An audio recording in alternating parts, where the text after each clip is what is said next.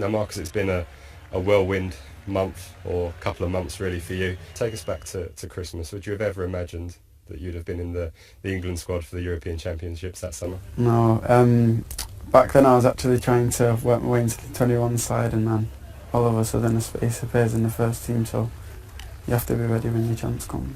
To be honest, I weren't really thinking about the England setup as much, because obviously at United there was a lot of games coming thick and fast, so all my focus was on them games.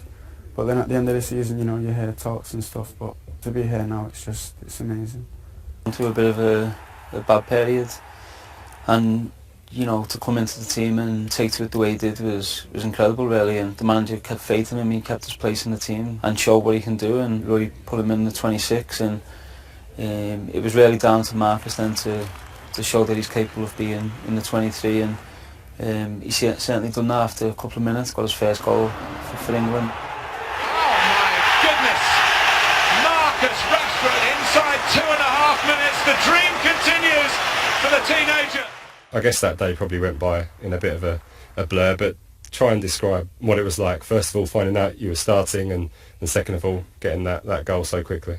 To be fair, I try not to think about it too much, because that's probably where the pressure and stuff starts to get to people's head and affects their performance. But for me, I was just concentrating on just playing how I've been playing, and then all of a sudden the goal came, so it's a good way to start the game.